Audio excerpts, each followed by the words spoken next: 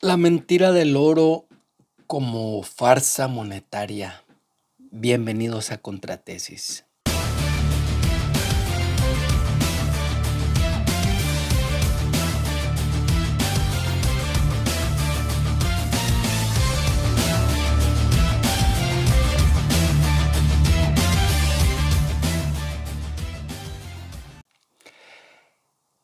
No sé si recuerden esto.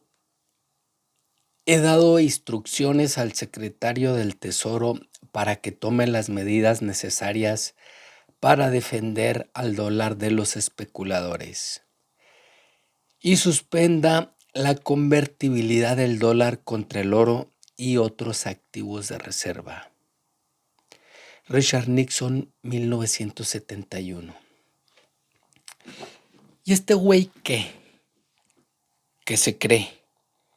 Este tal Nixon se le ocurrió cambiar el sistema monetario de un plumazo y eliminar el patrón oro de la economía mundial. ¿Y por qué pudo?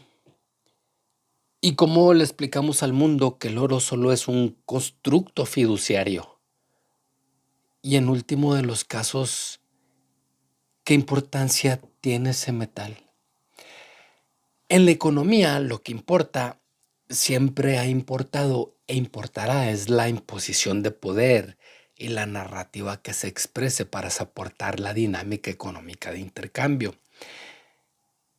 Para entender esto, te quiero platicar una historia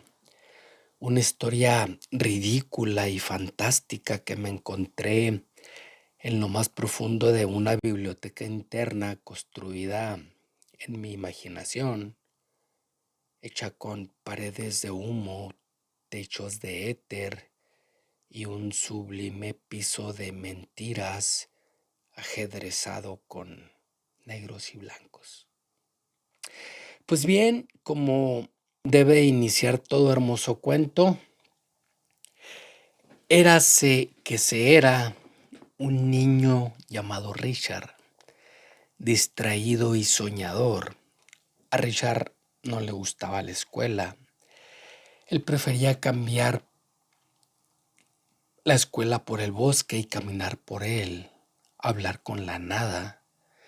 Pero sus padres le reprendían las ausencias a la escuela, por lo que el pequeño Richard decidió que esto no le importaba. Él era feliz observando la naturaleza, tanto que aprendió a hablar en su idioma. Un día, el pequeño Richard decidió nuevamente no ir a la escuela y se sentó bajo la sombra de un álamo para observar a las hormigas. Eran algunas colonias de hormigas. Se distinguían alguna docena de hormigueros con diferentes montículos donde habitaban estos insectos. El pequeño Richard observó que los hormigueros tenían diferentes hábitos de trabajo. Incluso las hormigas eran de diversos colores según su colonia.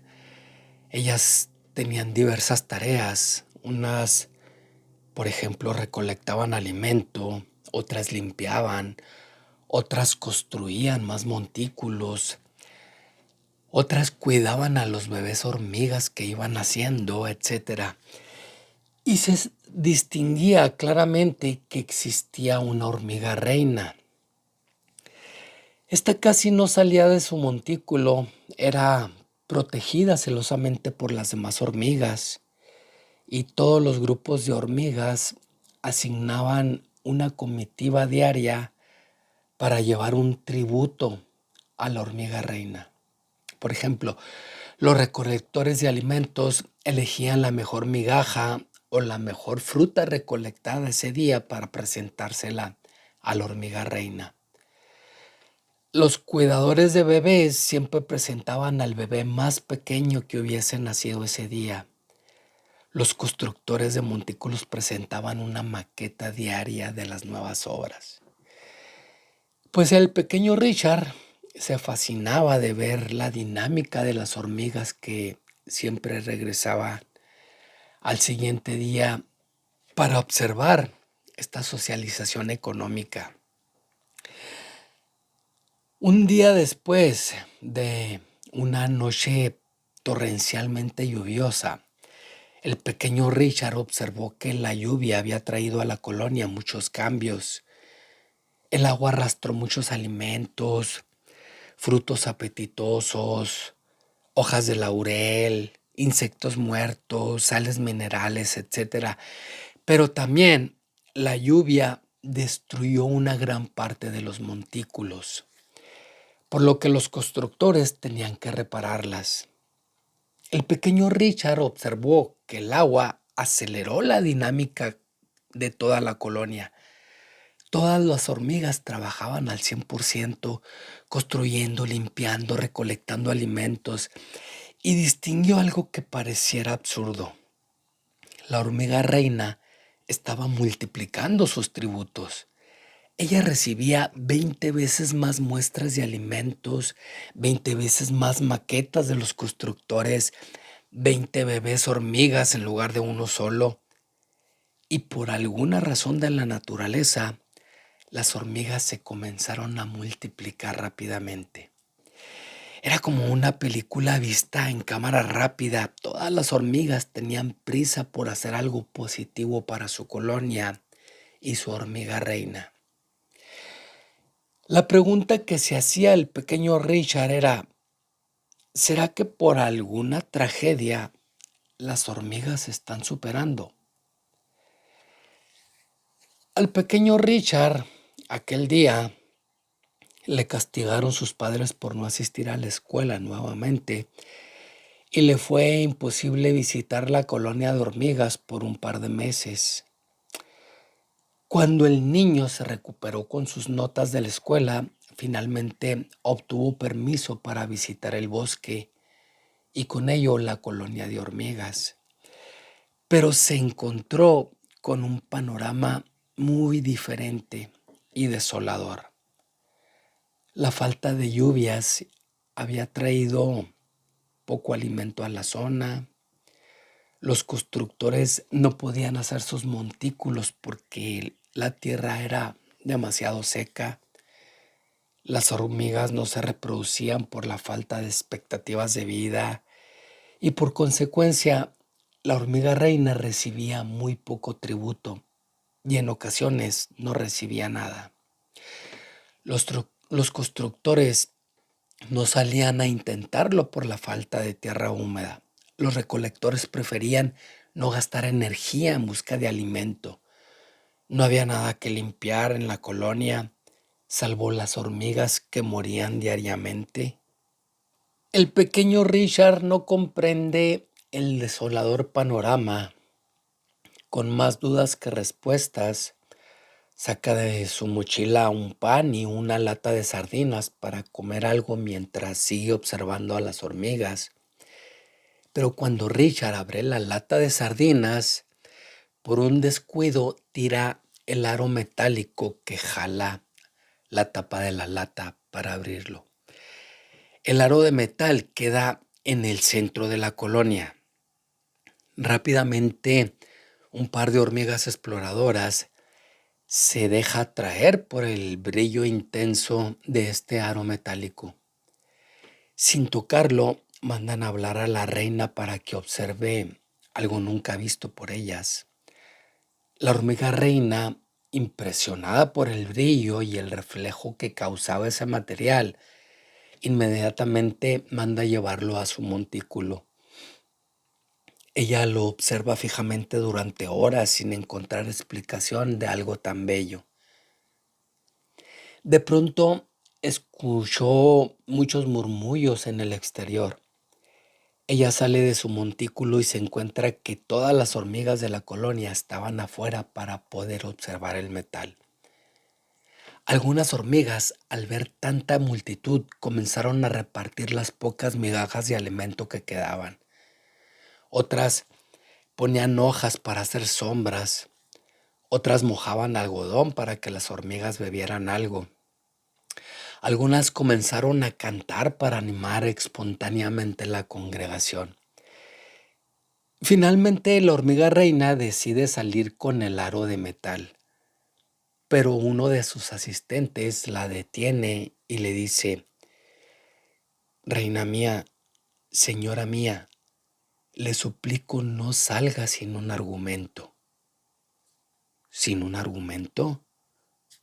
¿Qué quieres decir? Señora mía, reina mía, la colonia antes de este evento estaba moribunda, aletargada e improductiva.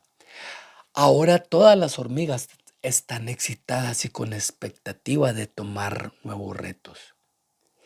Digámosles que es un metal precioso que nos trae seguridad, estabilidad, desarrollo y riqueza, que tendremos que salir todos a la búsqueda de este precioso metal, asegurando así el futuro de nuestras siguientes generaciones. Y la reina le dice, pero solo es un metal. ¿Para qué podría servirle a la colonia un metal? No es alimento, no es medicina, no habla, no protege, no predice el futuro, no hace nada. Reina mía, señora mía, le suplico le mienta a su pueblo y dígales que es un metal precioso, necesario para el desarrollo, y ya verá que la magia sucede. Pues así lo hizo la hormiga reina, y como era de esperarse, todas las hormigas constructoras salieron a hacer grandes excavaciones para encontrar fragmentos de este metal. Las hormigas obreras trabajaban arduamente y ellas gastaban mucha energía para que las recolectoras de comida estaban dispuestas a alimentar a los trabajadores de las minas, llevar alimento, y las hormigas se comenzaron a reproducir rápidamente porque se detonó nuevamente la economía. Aumentó el número de trabajadores. Esto requería de fabricar más montículos, requería más cuidadores de hormigas bebés. Y bueno, el pequeño Richard estaba sumamente fascinado con lo que había ocasionado ese pequeño aro de metal que abría la lata de sardinas. Y comprendió que el detonador de los desarrollos no era ni el exceso de lluvia ni los metales, sino la narrativa que le cuentes al pueblo para que comience a producir. Ese día el pequeño Richard regresó a la colonia, pero de noche, y así poder robar ese pequeño metal que algún día ocasionó esa detonación de actividad. Él quería saber qué pasaba. Así lo hizo, se robó el aro de metal de la colonia de hormigas, pero ninguna hormiga se percató de ello, salvo la hormiga reina y su pequeña comitiva, por lo que ellos decidieron no contarle a nadie para no alterar la dinámica ya detonada y productiva de aquella hermosa colonia de hormigas.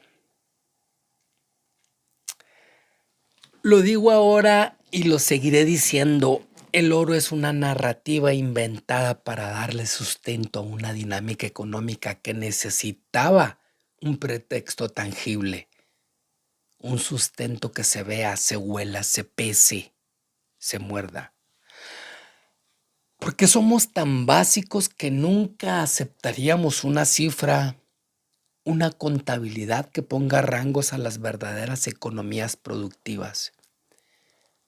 Y somos tan egoístas que la acumulación es lo que nos intimida y da ese aspecto de superioridad.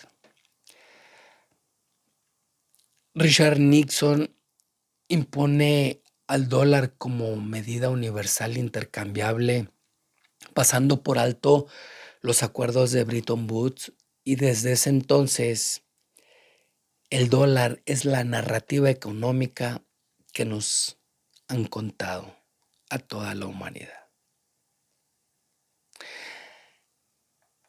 Terminemos con el cuento. El pequeño Richard creció y se hizo presidente de un poderoso país y como ya se le había hecho costumbre, le quitó los metales a la colonia. Nos cambió el oro por una narrativa de papel. Ahora queda claro, somos esa colonia de hormigas que en algún momento nos dejaron caer un pedazo de metal. Y ahora nos matamos por ello.